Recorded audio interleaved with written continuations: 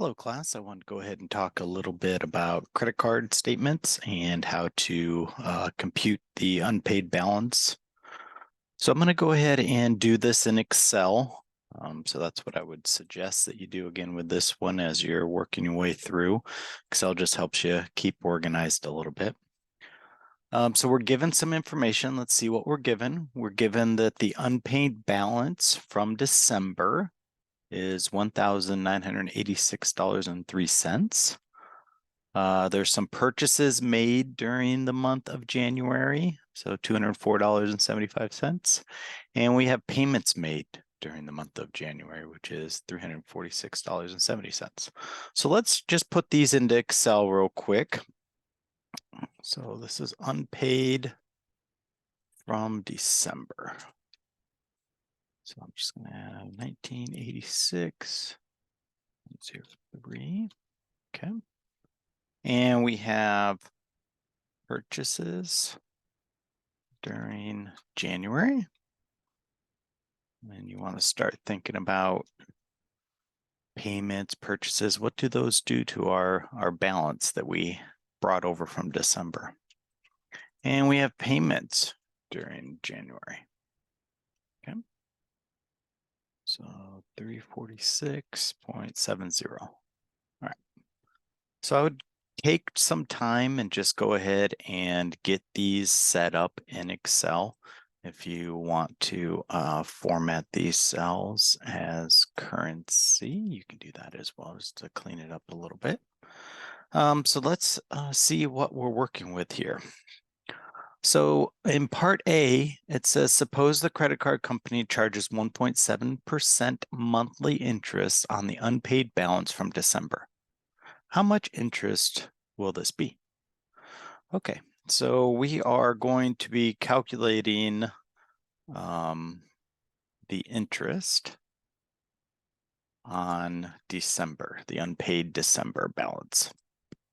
Okay, so it's telling us, we're going to start with an equals. It's telling us that the interest rate is 1.7% monthly interest. So the interest that's going to happen is only happening on the unpaid balance from December.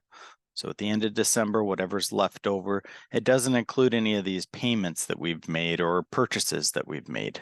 So to calculate the interest, we're just taking the unpaid balance from December times the interest rate, which was 1.7%.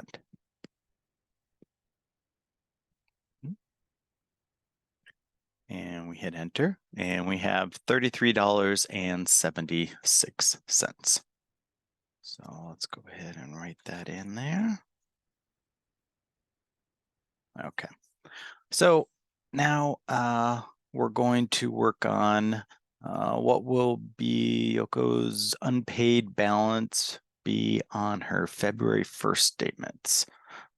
So we assume that this balance will include the interest that we just calculated. So that's a good thing to know. And it will not include any interest on her January balance yet. So we're not going to include the January balance. So this is balance as of February 1st. Okay. So let's get our calculations and let's think about what's going on here. We had a credit card. We had a balance unpaid at the end of December. So January 1st, which would be the $1,986.03. During the month of January, we had some things happen. We had some purchases. So if you think about purchases, that's going to increase our balance. We made a payment, so that's going to decrease. And we have interest.